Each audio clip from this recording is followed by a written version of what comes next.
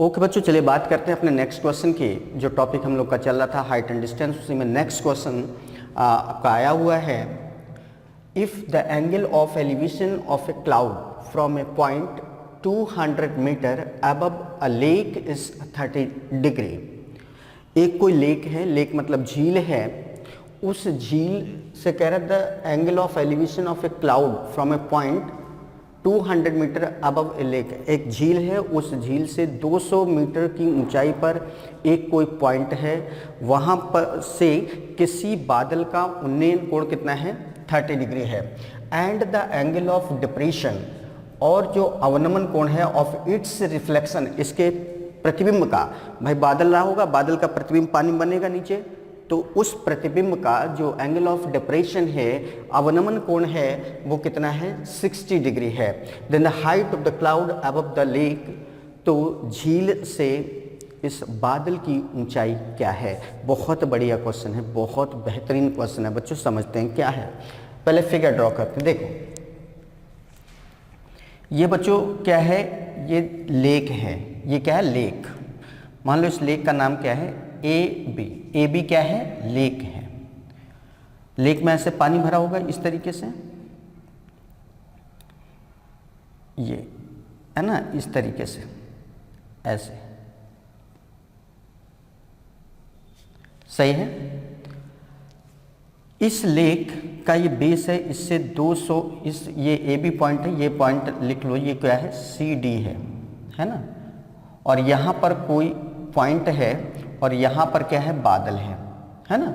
इस बादल का जो एंगल ऑफ एलिवेशन है, उन्नयन कोण है, ये कितना दिया है, 30 डिग्री। कितना दिया है, 30 डिग्री, है ना बच्चों। ये जो बादल है ए बी सी डी, ये बादल का नाम लिख लो, ई है। ये क्या है, ई क्लाउड है। तो इस बादल का प्रतिबिंब नीचे इधर कहीं ऐसे बनेगा इस तरीके से, तो इससे इस तरीके से अगर हम इसको ऐसे मिला दें, ये सिचुएशन आ जाएगी।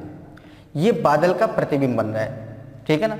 बादल की जो प्रतिबिंब बन रहा है, जब इस तरीके से ऐसे इसको देखते हैं, तो ये एंगल ऑफ डिप्रेशन क्या है बच्चों, अवनमन कोण क्या है, ये अवनमन कोण है आपका 60 डिग्री। मतलब ये एंगल कितना दिया है बच्चों, 60 डिग्री दिया है ना। यहाँ लिख लेते हैं, ए बी आपका क्या है, झील है। ए बी क्या है, लेक है, झील है। और ई क्या है, ये क्लाउड मतलब बादल है। ए बी कहाँ पर, ये ए बी आपकी झील है, और जो ई पॉइंट है ये बादल है। और इस बादल का प्रतिबिंब कहाँ पर बन रहा है, ये एफ पर।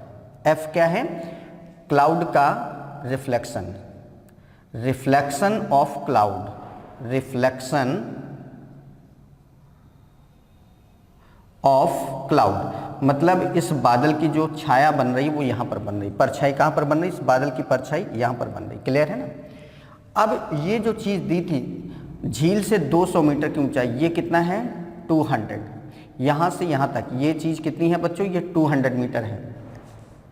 एक काम करते हैं, अगर झील से हम ये पॉइंट ई सी, ई की हाइट क्या कंसीडर कर लें, एच। ये कितना है, एच है। ये एच है, तो यहाँ से यहाँ तक ये कितना बन जाएगा, ये एच है और ये 200 है, तो एच प्लस 200। और हमेशा ध्यान रखना कि जो परछाई, जैसे बादल यहाँ से यहाँ, इसका जो बेस है लेक का, जो झील का बेस है वो क्या है, ए बी है। यहाँ से बादल की हाइट क्या है, एच प्लस 200। तो इसका जो प्रतिबिंब बनेगा, उसकी जो ऊंचाई होगी या ये जो चीज़ है वो इसके बराबर होगी। तो ये पूरा यहाँ से यहाँ तक, ये जो चीज़ है यहाँ से यहाँ तक, ये किसके बराबर होगा, h प्लस 200 मीटर। मतलब यहाँ से जितनी ऊंचाई पर बादल होगा, उसकी सतह से उतनी ही नीचे इस बादल का प्रतिबिंब बनेगा। ये बात बहुत इंपॉर्टेंट है। फिर से समझो, यहाँ से यहाँ तक झील की जो सतह थी, सतह से h ऊंचाई पर बादल है, ये 200 मीटर दिया है। तो झील का जो बेस है, झील का ये जो बेस है, यहाँ से यहाँ तक का जो हाइट होगी वो कितनी हो जाएगी, h प्लस 200। तो झील के बेस से जो परछाई बनेगी वो नीचे h प्लस 200 मीटर की ऊंचाई पर ही बनेगी। मतलब जैसे ये है, अगर बादल यहाँ पर है, ये जितनी ऊंचाई पर है नीचे उतनी ऊंचाई पर प्रतिबिंब बनेगा। हमेशा बेस से मेजरमेंट करेंगे। तो ये 200, ये h, तो 200 प्लस h, तो नीचे जो इस बादल की परछाई बनेगी, शैडो बनेगी, वो क्या होगी h प्लस 200। तो ये चीज़ क्या होगी h प्लस 200, ये चीज़ है बस। ठीक है। अब देखो अगर ये यहाँ से यहाँ तक 200 है तो ये भी बच्चों क्या होगी 200 होगी। इस तरीके से है। तो ए बी यहाँ पर क्या है लेक है, ई क्या है बादल है, और एफ क्या है बादल की परछाई है। क्लियर। अब देखो वर्किंग स्टार्ट करते हैं। In triangle e c d, in triangle e c d, इस ट्रायंगल में ये क्या हो जाएगा बच्चों tan 30, tan 30 लगा दो, क्या हो जाएगा tan 30 इक्वल हो जाएगा लंब बटे आधार। कितना हो जाएगा लंब बटे आधार। लंब क्या बच्चों h, आधार क्या है CD, h अपॉन CD हो जाएगा ना। इससे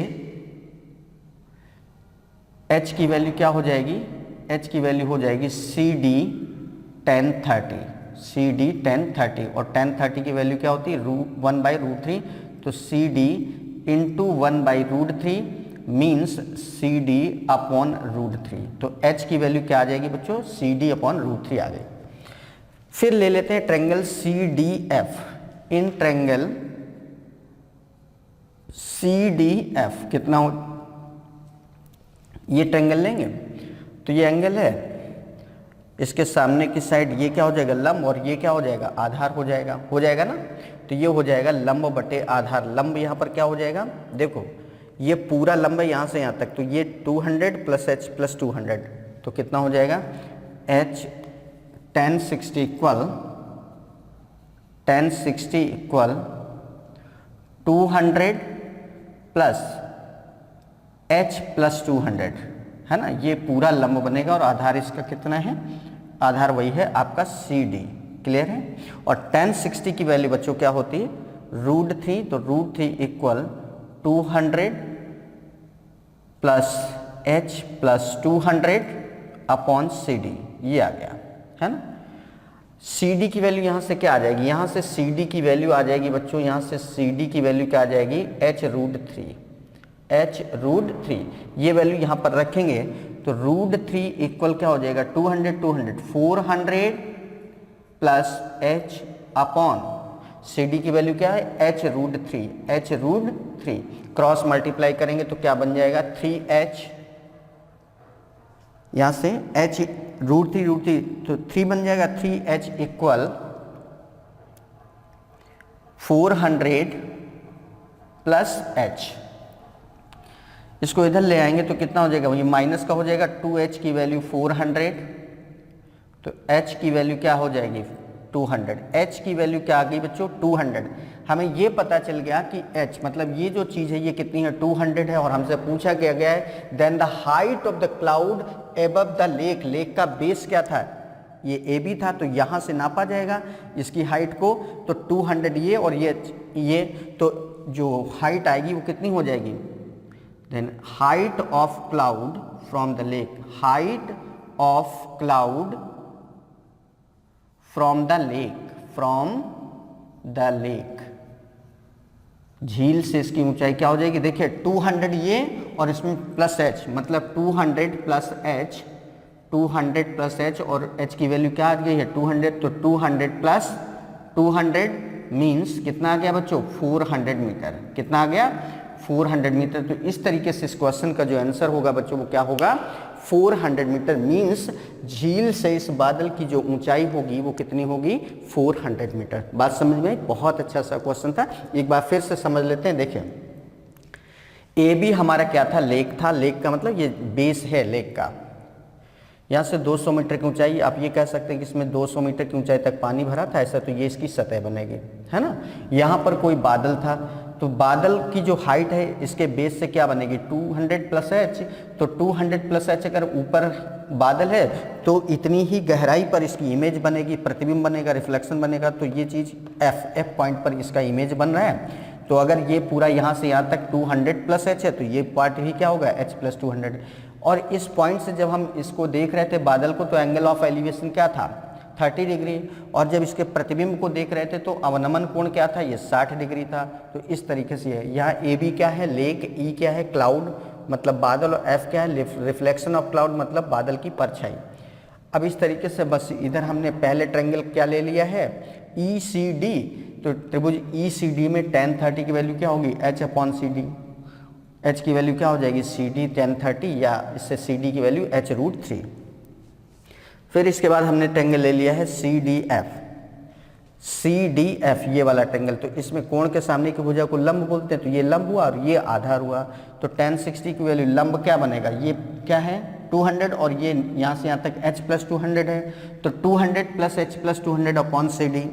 tan 60 की वैल्यू √3 होती है, वैल्यू रखी, और सी डी की वैल्यू यहाँ पर h√3 रखी, सॉल्व किया तो h की वैल्यू आ गई। इस तरीके से height of cloud from the lake, यहाँ से यहाँ तक की ऊंचाई हमें बतानी थी, तो ये h की वैल्यू 200 आ गई है, 200 ये है, तो h में 200 ऐड कर देंगे, तो 200 + h मतलब 200 + 200। इस तरीके से इस क्वेश्चन का जो आंसर आएगा बच्चों कितना आ जाएगा, 400 मीटर। क्लियर है ना। तो ये था बच्चों बहुत बढ़िया सा क्वेश्चन था। चलिए अब बात करते हैं अपने नेक्स्ट क्वेश्चन की, देखते हैं नेक्स्ट क्वेश्चन क्या है। ओके बच्चों, चलिए आगे बढ़ते हैं, देखते हैं अपना नेक्स्ट क्वेश्चन क्या है। बहुत बढ़िया क्वेश्चन है। A tower is broken at a point P above the ground. एक जो टावर है वो जमीन से कह रहे हैं at a point P above the ground, at a point P above the ground, जो जमीन के ऊपर है, ये पॉइंट जमीन के ऊपर है, कोई पॉइंट है P, वहां से एक टावर टूट गया है ना। The top of tower makes an angle 60 degree with the ground eight Q। और ये जो टावर का ऊपरी सिरा है वो जमीन पर स्थित किसी बिंदु Q से 60 डिग्री का उन्नयन कोण बनाता है।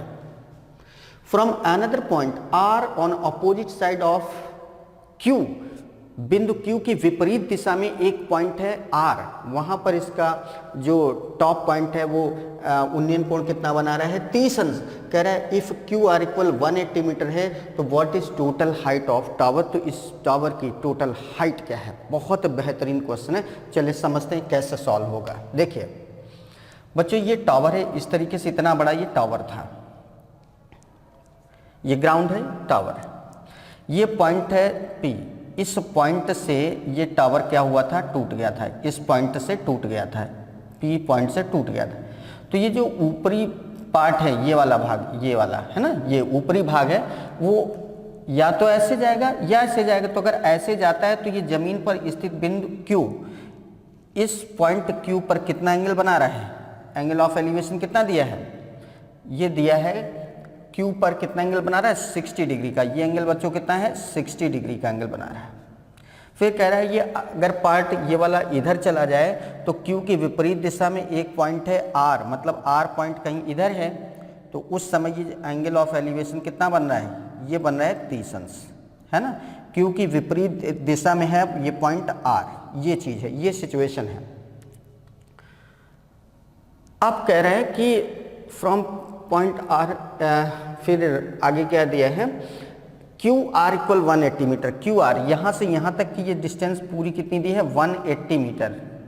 यहाँ से यहाँ तक की ये डिस्टेंस कितनी है, 180 मीटर। ठीक है, एक काम करते हैं बच्चों, हम लोग लेट कर लेते हैं कि जमीन पर ये जो पॉइंट स्थित था PQR हो गया, ये मान लो S पॉइंट था। ये पॉइंट कौन सा था, S पॉइंट था। यहाँ से यहाँ तक की जो हाइट है वो हम लोग लेट कर लेते हैं X। मान लिया कि H हाइट से ये टावर टूटा था, मतलब यहाँ से यहाँ तक की हाइट क्या है, X है, इतनी ऊंचाई से टावर टूटा था। तो चलिए इससे जरा देखो, अगर इस ट्रायंगल की हम बात करें PQS की, इन ट्रायंगल PQS में ये 60 है, तो ये tan 60 हो गया। tan 60 इक्वल क्या हो जाएगा, लंब बटे आधार। लंब क्या है, x, आधार क्या है, QS, x अपॉन QS, यही तो है, x अपॉन QS। और tan 60 की वैल्यू बच्चों क्या होती है, √3 इक्वल क्या होगा, x अपॉन QS। तो इससे QS की जो वैल्यू आ जाएगी वो क्या आ जाएगी, x अपॉन √3 आ जाएगी। मीन्स यहाँ से यहाँ तक की जो वैल्यू आई बच्चों वो क्या आ गई, x अपॉन √3। ये वैल्यू क्या आ गई, x अपॉन √3। ये इसी तरीके से in triangle PRS, in triangle PRS इसमें tan 30 हो जाएगा। tan 30 इक्वल क्या हो जाएगा, लंब कितना है बच्चों, लंब तो वही है x, आधार कितना है RS, तो x अपॉन RS, और tan 30 की वैल्यू क्या होती है 1/√3 इक्वल क्या हो गया x अपॉन RS, तो इससे RS की वैल्यू क्या हो जाएगी x√3, मतलब RS यहाँ से यहाँ तक का ये जो पार्ट आ गया वो कितना आ गया x√3, ये x अपॉन √3 था और ये x√3 आ गया, मतलब यहाँ से यहाँ तक की जो डिस्टेंस है वो कितनी आ गई x√3, और यहाँ से यहाँ तक की डिस्टेंस कितनी आ गई x अपॉन √3।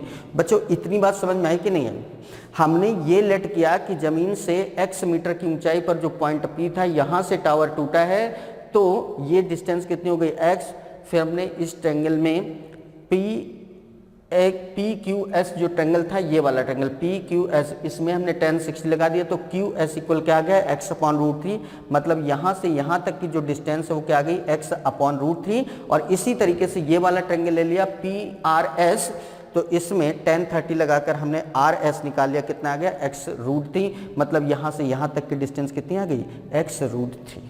क्लियर है। अब चलिए बच्चों अब इस ट्रायंगल की बात करते हैं। ये क्या है, एंगल है, ये लंब है, ये कर्ण है। लंब और कर्ण किस में आता है, साइन में, तो साइन 60 लगा देंगे, साइन 60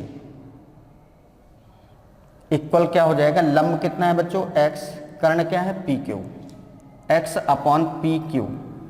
ये किस ट्रायंगल को हम लेकर बात कर रहे हैं, triangle PQR, in triangle PQR। तो साइन 60 की वैल्यू क्या होती है √3/2 इक्वल x अपॉन PQ, यही तो आएगा। तो चलिए सॉल्व करते हैं। इससे PQ की वैल्यू क्या आ जाएगी, PQ की वैल्यू आ जाएगी आपकी, PQ की वैल्यू आ जाएगी आपका 2x upon √3, 2x cross multiply होकर 2x बन जाएगा अपॉन √3, 2x अपॉन √3। PQ हमें ये पता चल रहा है, PQ ये चीज पता चल गई, ये x है, तो पूरे टावर की हाइट क्या होगी, ये x है और ये क्या है भाई, यही चीज तो यहाँ घूम के आ गई थी, तो पूरे टावर की हाइट क्या होगी x ये, और इसको सीधा ऐसे खड़ा कर दो तो x प्लस PQ, तो हाइट ऑफ टावर क्या हो जाएगा, height of tower, height of tower क्या होगा, बोलो भाई, x plus PQ, x plus PQ, x plus PQ हो जाएगा। अब बच्चों यहाँ पर x प्लस PQ की वैल्यू क्या आ रही है 2x अपॉन √3, तो कितना हो जाएगा, ये हो जाएगा x√3 प्लस 2x अपॉन √3। अब हमें बस x की वैल्यू रखनी, तो यहाँ पर देखो बच्चों x√3 अगर हम इसको और इसको ऐड करें दोनों को, तो किसके इक्वल रहेगा 180 के इक्वल। तो इसको जरा हम यहाँ पर कैलकुलेट कर रहे हैं, यहाँ पर ध्यान देना, मतलब ये चीज और ये चीज कुल मिलाकर 180 रहेगी, मतलब x√3 plus x upon √3 equal क्या आ जाएगा 180। तो इससे जरा बताओ कितना हो जाएगा, √3 3x plus x upon √3 equal क्या हो जाएगा 180। तो इससे 4x की वैल्यू क्या हो जाएगी 180√3, तो x की वैल्यू क्या आ जाएगी, 4 से डिवाइड करेंगे तो 45√3 आ जाएगी। x की वैल्यू बच्चों क्या आ गई 45√3, और ये वैल्यू उठा के यहाँ पर रखेंगे तो ये हो जाएगा आपका कितना हो जाएगा, x की वैल्यू 45√3 है, तो 45√3 और इंटू ये √3 हो गया, प्लस 2x, तो 45 दूनी 90, 45 2 90√3, यही तो होगा अपॉन √3। तो ये √3 इंटू √3 3 बन गया, 45 इंटू 3 कितना बन गया 135 प्लस 90√3 अपॉन √3 हुआ। पूरे में 45 क्या हो जाएगा, कॉमन हो जाएगा, पूरे में 45 कॉमन हो जाएगा, तो ये बचेगा 3 प्लस 2√3 अपॉन √3, यही बचा। अब रेशनलाइज कर दो तो √3 से ऊपर नीचे मल्टीप्लाई, तो नीचे 3 बन जाएगा, 3 से डिवाइड करेंगे तो 15 आ जाएगा, तो 15√3 ये बन जाएगा 15√3 और ब्रैकेट में 3 प्लस 2√3, है ना। तो इस तरीके से बच्चों इसका आंसर क्या आ जाएगा, टावर की हाइट क्या आ जाएगी। फाइनली इसका जो आंसर आएगा वो आंसर क्या होगा, 15√3 और ब्रैकेट में 3 + 2√3 इतने मीटर आ जाएगा। ये है आपका क्वेश्चन, 15√3 और 3 + 2√3 इस तरीके से था बच्चों। एक बार फिर से देख लो क्या है, क्या किया गया है। ये पूरा टावर था, ये टावर P पॉइंट से टूट गया, तो जाहिर सी बात ये जो ऊपरी हिस्सा है वो तो ऐसे आएगा या ऐसे आएगा। जब ऐसे आता है तो यहाँ पर एंगल ऑफ एलिवेशन क्या बनता है, 60 डिग्री। अगर इधर ऐसे जाता है तो ये एंगल ऑफ एलिवेशन क्या है, 30 डिग्री। R और Q के बीच की डिस्टेंस कितनी दिया था, 180 मीटर। हमने पहले ट्रेंगल P, इस ट्रेंगल में P, Q और S में से हमने QS निकाल लिया, x/√3 है। इस ट्रेंगल से हमने निकाल लिया RS इक्वल क्या है, x√3 है। इन दोनों को जब हम ऐड करेंगे मतलब x√3 और प्लस x/√3 मतलब ये और ये ऐड करेंगे तो कितने के इक्वल रहेगा, 180 के। तो दोनों को ऐड करने पे 180 आ गया। तो इससे x की वैल्यू बच्चों कितनी आ गई, 45√3 आ गया। अब इधर इस ट्रायंगल में अगर हम बात करें तो sin 60 की वैल्यू क्या हो जाएगी, लंब बटे ये चीज़ क्या हो जाएगी, कर्ण। लंब बटे कर्ण मतलब x/PQ वैल्यू रखेंगे तो PQ इक्वल क्या हो जाएगा, 2x/√3। और हाइट ऑफ टावर क्या होगा, जो टावर की हाइट है ये इतना तो बचा हुआ है और इतना टूट गया था और यही टूटा हुआ पार्ट इधर आया था। मतलब इसमें अगर ये चीज़ जोड़ दें ऐसे करके, भाई ये है और ये इसको सीधा ऐसे मिला दो, ऐसे कर दो, तो यही तो टावर की हाइट बनेगी। मतलब ये x और प्लस PQ, तो हाइट ऑफ टावर क्या होगा, x + PQ। तो x + PQ की वैल्यू क्या आ रही, 2x/√3। आप सबकी वैल्यू x की रखी और x की जो वैल्यू रखने के बाद कैलकुलेशन किया तो कितना आ गया, 15√3, 3 + 2√3। इस तरीके से बच्चों इस क्वेश्चन का जो आंसर आएगा वो कितना आएगा, इस ये है। उम्मीद करते हैं कि बहुत बहुत बेहतर तरीके से क्वेश्चन समझ में आया होगा, कहीं कोई प्रॉब्लम, कहीं कोई इश्यू नहीं रहेगा। बहुत बढ़िया क्वेश्चन था ये, बहुत ज़बरदस्त क्वेश्चन था। इसके पहले वाला भी क्वेश्चन बहुत अच्छा था। तो ये दोनों ही क्वेश्चन बहुत अच्छे तरीके से आपको समझ में आ गए होंगे। चलिए बात करते हैं अपने नेक्स्ट क्वेश्चन की। ओके बच्चों, चलिए आगे बढ़ते हैं, देखते हैं नेक्स्ट क्वेश्चन क्या है। The angle of elevation of an aeroplane from a point on the ground is 60 degree. जमीन पर स्थित किसी बिंदु से एक हवाई जहाज का उन्नयन कोण कितना है, 60 अंश है। After flying for 30 seconds the angle of elevation changes to 30 degree. 30 second की उड़ान के पश्चात, 30 सेकंड जब उड़ लेता है हवाई जहाज तो उसका जो उन्नयन कोण है उसी बिंदु से वो कितना हो जाता है, 30 अंश हो जाता है। If the aeroplane is flying at a height of 4500 metre, यदि हवाई जहाज 4500 मीटर की ऊंचाई पर उड़ रहा है तो कह रहा है इस एरोप्लेन की स्पीड क्या है। बहुत अच्छा क्वेश्चन है, चलिए देखते हैं, सॉल्व करते हैं। देखिए बच्चों, ये जमीन पर स्थित कोई पॉइंट है ये, और हवाई जहाज की स्थिति ये, मतलब हवाई जहाज यहाँ पर है। इस तरीके से जब हम देखते हैं तो ये जो एंगल ऑफ एलिवेशन है वो कितना है बच्चों, 60 डिग्री। कितना है, 60 डिग्री है। फिर ये हवाई जहाज ऐसे यहाँ से ऐसे उड़ते उड़ते यहाँ पर पहुँचता है 30 सेकंड में। कितने सेकंड में, 30 सेकंड्स में पहुँचता है। तो अब ये जो इस तरीके से इसी पॉइंट से उन्नयन कोण है ये कितना रह जाता है, 30 डिग्री। कितना हो जाता है, 30। पहले ये 60 था, अब ये कितना हो गया, 30 डिग्री। ज़मीन से इस हवाई जहाज की जो हाइट बताई गई वो कितनी बताई गई, 4500 मीटर। ये 4500 मीटर। अगर बच्चों ये 4500 मीटर तो ये भी तो 4500 मीटर होगा, ये भी क्या होगा, 4500 मीटर हुआ। नाम लिख लेते हैं, A, B, C, D and E। Clear है। एक काम करते हैं, ये डिस्टेंस नहीं पता है, लेट कर लेते हैं x है, ये डिस्टेंस क्या है, y है। सही है। यहाँ पर A क्या है, एरोप्लेन की स्थिति है, A है एरोप्लेन। A पॉइंट पर क्या है, एरोप्लेन की स्थिति है इनिशियली, पहले प्रारंभ में, इनिशियल है ना। और E क्या है, ये भी एरोप्लेन है बट फाइनल स्थिति है, एरोप्लेन की फाइनल स्थिति, यहाँ पर पहुँच जाता है, ये फाइनल है ना। क्या है, फाइनल स्थिति, मतलब पहले ये बाद में ये हो गई। एक काम करते हैं बच्चों, एक बार ये ट्रायंगल जरा लेते हैं ABC। In triangle ABC, triangle ABC में ये हमारा क्या है, लंब है, ये क्या है, आधार है। तो 1060 हो लगा देंगे। 1060 इक्वल क्या हो जाएगा, लंब कितना है बच्चों 4500 अपॉन आधार, इसका बेस कितना है x।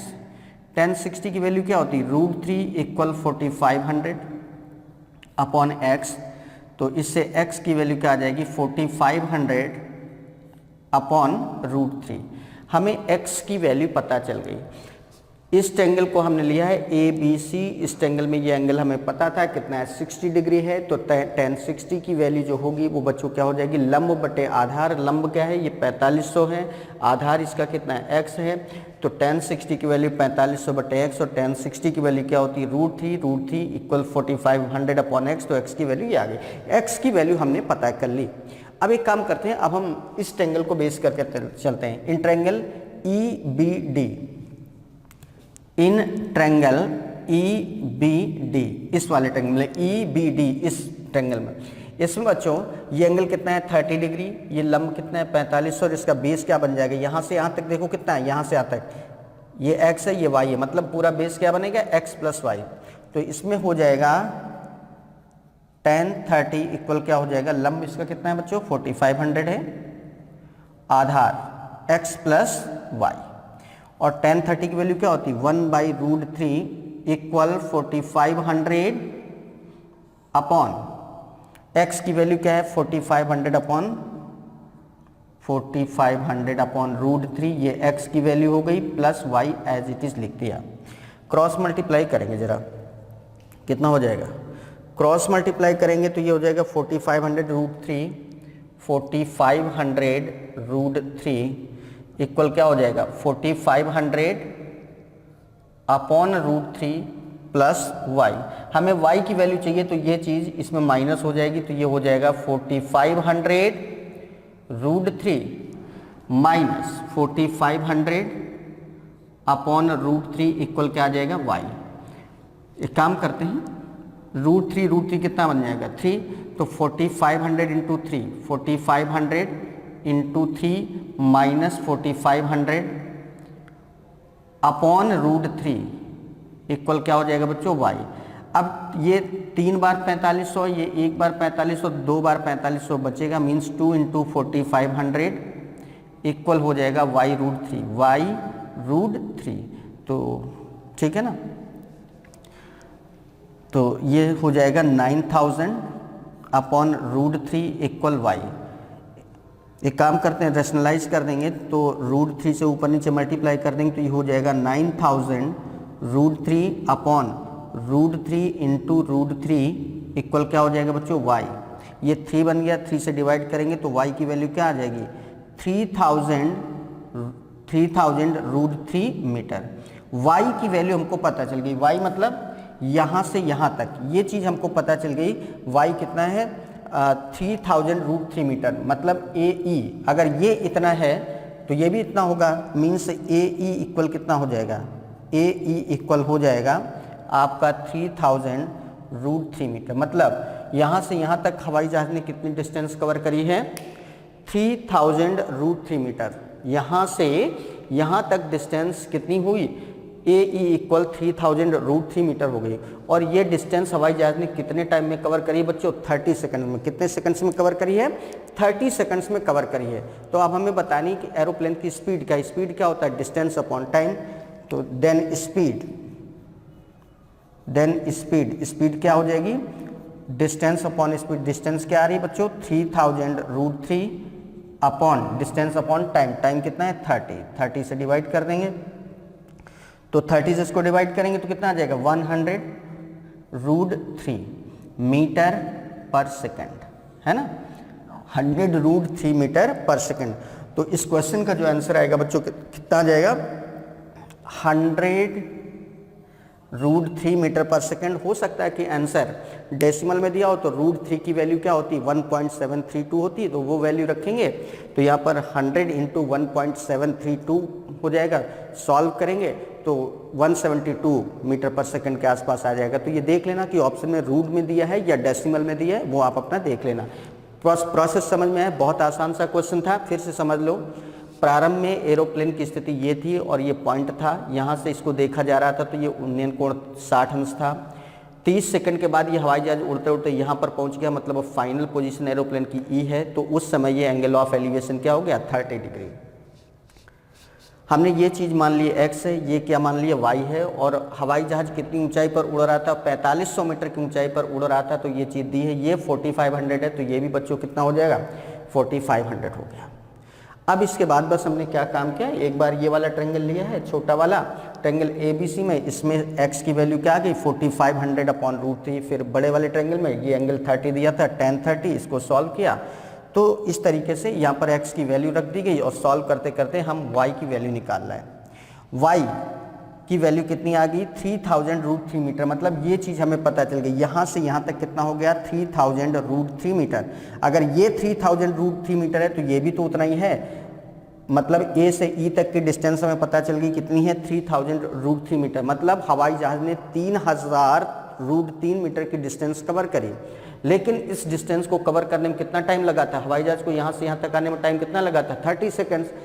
अब ये डिस्टेंस कवर हुई है 3000√3 मीटर, और इसको कवर करने में टाइम कितना लगा 30 सेकंड, तो हमसे स्पीड पूछी गई थी। स्पीड फाइनली क्या होता है, स्पीड होता है डिस्टेंस अपॉन टाइम, तो डिस्टेंस क्या है 3000√3 मीटर, टाइम कितना लगा 30 सेकंड, इसको डिवाइड कर दिया तो स्पीड ऑफ एरोप्लेन कितना आ जाएगा बच्चों 100√3 मीटर पर सेकंड। तो इस तरीके से बच्चों ये क्वेश्चन था।